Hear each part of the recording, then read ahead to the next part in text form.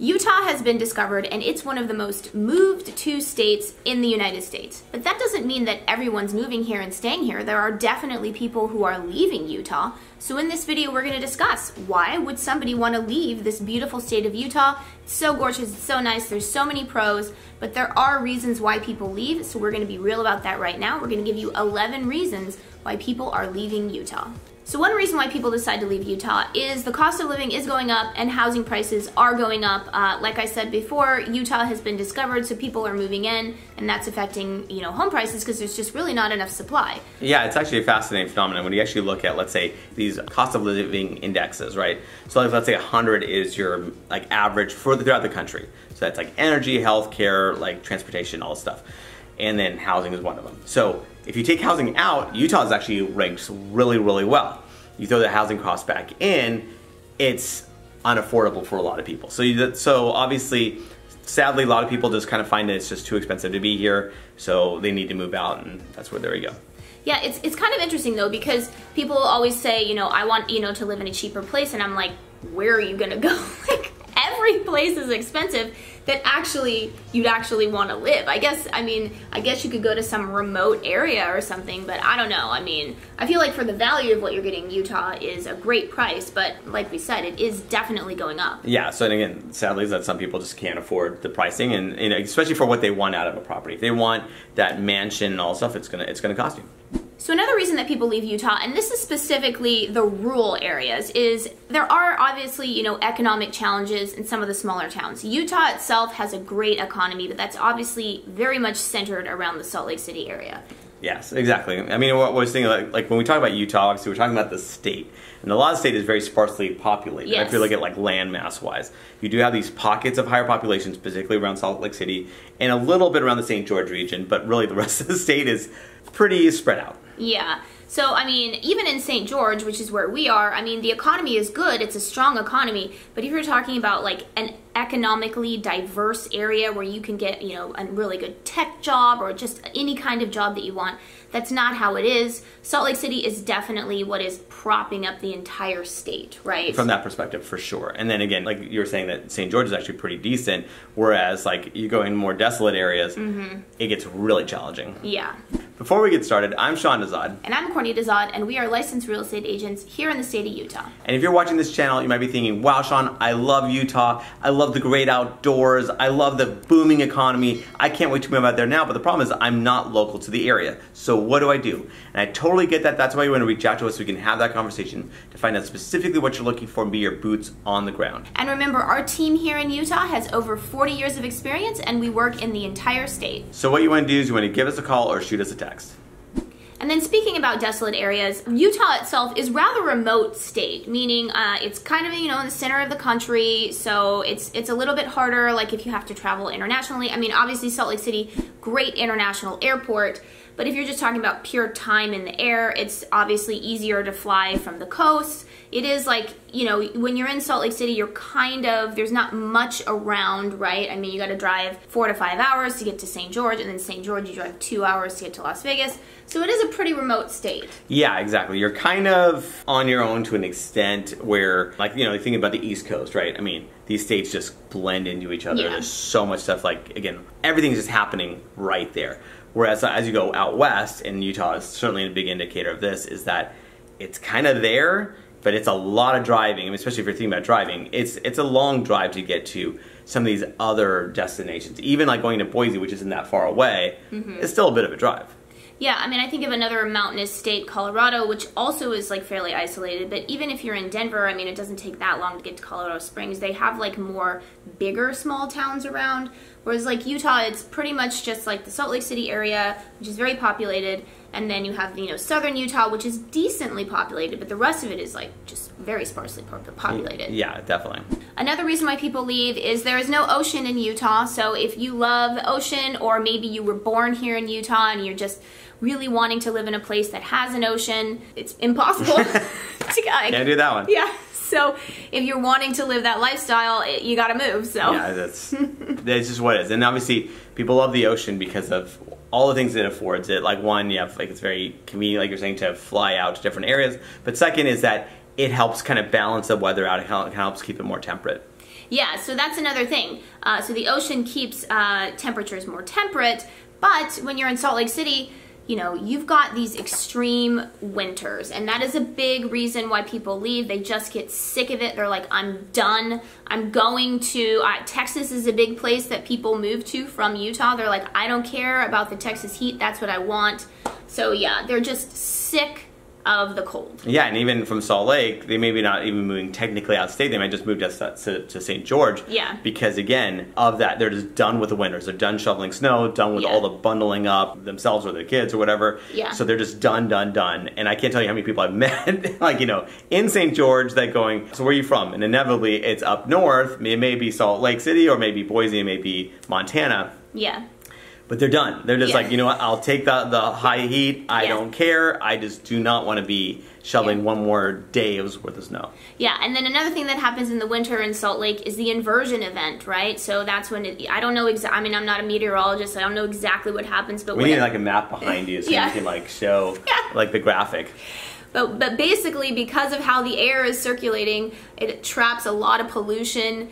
Salt Lake City has got terrible air quality. Which is crazy. You wouldn't think about that, but it does. Because it kind of just sits in a basin, right? And then it has the inversion. I mean, anyone who's lived there for a while, they talk about it, and they're like, man, it really sucks. Like, not only do you have this really horrible winter, but then you have this inversion. So people just get sick of it, and they're like, I'm done. And then, but at least in Utah, you get these beautiful summers, right? Well, I mean, Salt Lake City can get quite hot in the summer, very hot. Not as hot as St. George. So for anyone who comes down to St. George from Salt Lake City because they're just done with the winters, they are trading that for a very extreme summer. The summers in St. George are very similar to Las Vegas. People are surprised by that. People are surprised that St. George, if they've never heard of southern Utah, they're surprised that there is a place in Utah that has a mild winter, which it does, but in exchange for that, you've got a Vegas summer. So, I mean... Yeah, that summer is pretty... I mean, it's dry, so at least you're not dealing with the humidity, but like a triple digits is pretty much a given. Yes. And then it's like, you know, do you go even above like 110 at certain parts of the summer? So it gets hot, and the way that you kind of feel that summer is that the mornings are actually on the more pleasant side. But then that heat hits about 11 o'clock throughout, like the rest of the day into like well into the evening. Yeah, it honestly just sucks. So. And then since Sean did mention the dryness, that's another thing that people get really tired of. I mean, you definitely notice on your skin. You definitely notice in your throat. Like Sean actually got laryngitis, not because he was sick, but because of the dry air. A lot of people all throughout the state, they actually live with humidifiers in their home because they're just trying to add some humidity to the air. Oh, that and that static electricity. I mean, I can't tell me it's like I'm giving you a hug, and then I'm like. Yeah, we literally have to be like safe? this. Is it safe? Okay. Yeah.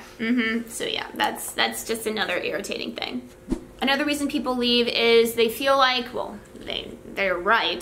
The liquor laws here in Utah are quite strange. Yeah, so they kind of get sick of it. They just want to be in a place where it's not that there isn't nightlife in Salt Lake City, because there certainly is. It actually has like a rather nice like nightlife scene. It's just if you're wanting to buy your own alcohol, you have to go to the state liquor stores, because anything that's over 5%, you can't buy it in a grocery store. You have to buy it in a state liquor store, which are closed on Sundays and on holidays, and they're a lot more expensive. It's heavily taxed. So people just get kind of irritated. I mean, one of the nice things about St. George is that you are 45 minutes outside of Mesquite, Nevada. So if you are, you know, planning for a holiday party or something like that, you want to get some liquor, you can, you know, easily get it there for a much cheaper price. But yeah, sometimes, you know, people are just like, I'm over it, like, I'm done. Yeah, it is interesting where, again, so the costs will be a bit higher because these state liquor stores are not like, they're not giving you any discounts. So like, again, there's no cost into the Costco, even though Salt Lake City has the biggest Costco in the world, which I will visit one of these days. However, like, you know, Costco and anywhere else in the world, they have like an abundance of, you know, wine selection, like, you know, spirits and all that other stuff. But, you know, here, we just don't got it. Yeah. So the next thing we're going to talk about is the lack of sufficient public transportation. Now, I wouldn't say this is a reason someone would leave, because they know it coming, you know, they know coming in here. Maybe they're born into it and just like, but then they would just not even know what public transportation was. They'd have no like understanding of it. But that is a con of not just Utah, really the entire Western United United States west of the Rockies / United States, except for New York City and Washington, D.C. That's true. Yeah, Midwest all the way out to the very extreme west. Yeah, the west of the United States does not have good public transportation. That is a fact. Yeah, there's really nothing to say about that. I mean, honestly, you're gonna need a car. Like, people do reach out and they're like, oh, okay, you know, like I ride a bike, or I take the metro or the subway or whatever. Do you guys have something like that? No, we don't. There's nothing like that here. I mean, we have bikes, but I mean, again, it's not the most efficient mode of transportation to get to point A from point A to point B. Yeah, I mean, Salt Lake City does have some public transportation, but again, it's just like if you're used to a city. I mean, I think of like European cities like London, Paris. Like if you're used to a city, New York. Yeah, or even New York, like you don't need a car. Like it's not how it is. Yeah, it's not optional. Another reason people leave, and this is something that you can check for yourself. It's public information. You can check U.S. Census data, but Utah is not a very diverse state. So if you are looking for diversity, or maybe people grew up here and they're like, I just want to branch out, see what it's like to be in a place where you can meet people from all over the world, you know, they decide to leave. Yeah, like obviously it's certainly like what we feel is a con about the state, but it's at the same time, it just is what it is. So I mean, if that's going to be a problem for someone that lives here, that's definitely would be a reason to move out, I guess. Yeah. Another reason that people leave is boring Sundays. And so again, this is public information. You know, everyone knows that there is a very large Mormon population in the state of Utah, and because of that, Sundays tend to be quite quiet in Utah. Some stores are closed, although I will say it's maybe like little stores will be closed. Like boutique shops and stuff. Yeah, boutiques, like, but you know, restaurants actually can be closed too. Restaurants can be closed. I'd say it's like half and half, at least in St. George. So there's just not as many people out. I mean, on the plus side of that is that if you want to get your shopping done, Sunday's a day. Sunday is a great day to do it. I mean, or it's like, you know, if we want to have like a family day, then, you know, the places that people go to hang out as families, like they're usually not there, so it's like a lot easier. So in some ways, like, I actually think it's a pro. Like, yeah, exactly. I'm like, you know, it works for us. Like, there's less crowds at that time. So yeah, there's less crowds. So yeah, but it is true that it's much, much slower on Sundays all throughout the state of Utah. So another reason people leave, although this, I think you wouldn't leave for this reason, but it is a con, and that is that there really are not that many professional sports. So if you love sports, you love rooting for your team, we have the Utah Jazz, and then we have an MLS soccer team. That's pretty much it. So yeah, I mean, that's pretty much all we got. Now, some people, like, again, in southern Utah, scratch their itch for football and go to the Raiders in Las Vegas. In general, Utah is just limited from that perspective. It just is what it is. Yeah, or like the Las Vegas Golden Knights, I know, are pretty popular in southern Utah. Yeah, and then I think that's where you get a lot more college participation, though, because obviously, so we have two major schools here, so that's, you know, BYU and University of Utah, so these are obviously very robust athletic programs that compete in all various, you know, like forms of athletics, so then, you know, so obviously there's a lot of rooting for those kind of things if that's the particular sport that you really like. Yeah, I mean, the game, you know, the BYU versus University of Utah every year, that is like a huge deal. So yeah, so you kind of have to get your football fix that way. And remember, we are licensed realtors here in the state of Utah, so as much as we love making these videos, what we love more is to help you with your real estate needs. So whether you're looking to buy or sell a home, what you want to do is you want to give us a call or shoot us a text. And remember, our team here in Utah has over 40 years of experience, so give us a call or shoot us a text.